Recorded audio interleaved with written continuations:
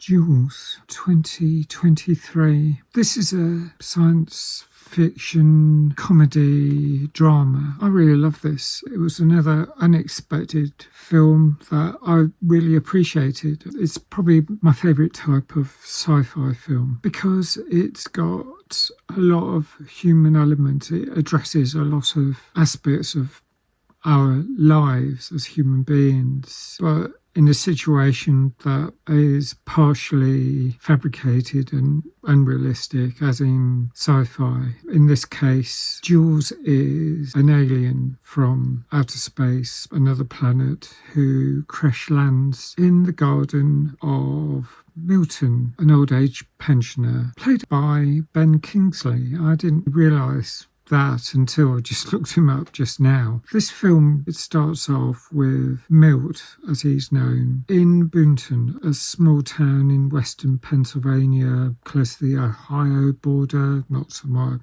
familiar with. He regularly attends the town hall committee. Every week there's something, and he goes along and he makes the same point. There's a slogan or motto for the town, and he puts forward a motion saying that it ought to be changed from a place we call home. His suggestion is that it should be changed because it's ambiguous to say call home, because it suggests that people are going to use their phone, and the committee ignores him all of the time. And the thing is, he's 78 years old, he's possibly getting dementia. And this is one of the human elements that I really love about the film, in the same way as I really appreciated it in Awakenings, with similar themes that could arise in family members and our own family members, could apply to ourselves at some point in our lives. And so it's a sort of universal human interest. He doesn't realise he keeps making the same points each week, and he is humoured. Not even that, he's largely ignored. He makes a point about wanting a crosswalk in the middle of the town centre in one of the main streets because it's a long way to cross and people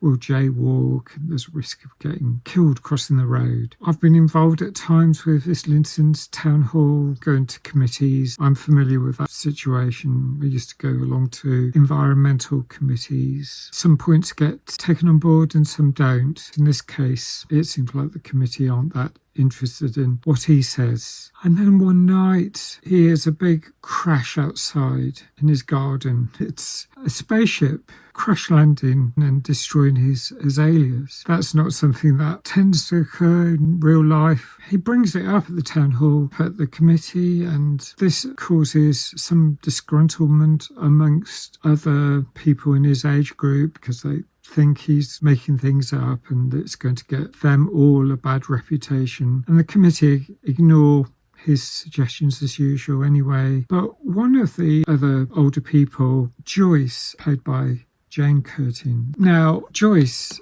is quite friendly towards Milt. She asks him if he's okay. She's the kindest towards him. There's Sandy, played by Harriet Sansom Harris. Sandy's not really as kind. She's a bit more abrasive. And then there's Denise, who is Milt's daughter, Zoe Winters. She will help her father. He's forgetting stuff. He's a bit worried because she's encouraging him to go to the doctors, and the doctor does some tests and thinks that he may have dementia and may need to go into assisted living. Of course, this really upsets him and he's not interested. He values his independence, just like any of us would, I'm pretty sure. To get younger members of your family putting you into a home, it must be the most difficult thing. I mentioned about my gran. She did get dementia and did get put into a home for the last 4 years of her life, and that's so difficult. Anyway, there's this alien, this spaceship, and gradually over time, it seems to be over days, maybe even weeks, this alien crawls out of the spaceship and Milton finds the alien in the garden. Now, he assumes that this alien is a spaceman. I don't know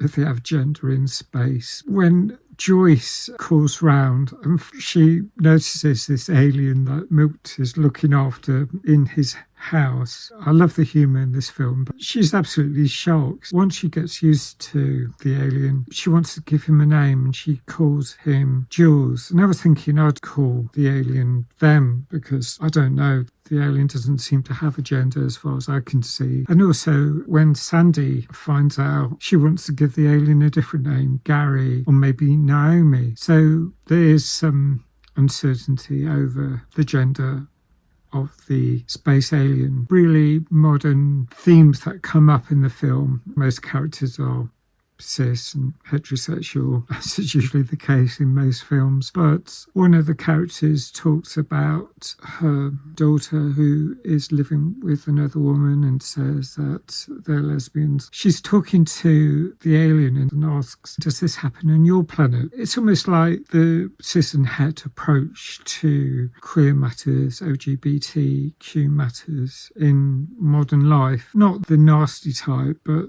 the type where people are trying to be accepting of queer and LGBTQ people, but perhaps aren't that familiar. I really like films about the human condition, the family element, the mistrust that can occur between a younger family member like Denise and Milt. He talks about trying to make contact with his son, who seems to have become estranged. He's living in California. Milt, he's lost his wife. He might not have been the best of fathers. And there's the way it deals with dementia and quite a few other aspects of small town life in America. It could just as easily be in the UK or in Europe. I found it really touching on a human level. The alien seems to recognise kind-spirited people. There's that element of the best side of humanity. That's where there's a parallel with Awakenings and with a few other films. For that reason, I'm going to score it 9 out of 10. I find these sorts of films heartwarming. They're about promoting the kinder spirit of humanity. If you've got any thoughts about this film, please let me know. Thanks for subscribing. Please like if you like this video. Hope to see you again soon. Bye for now.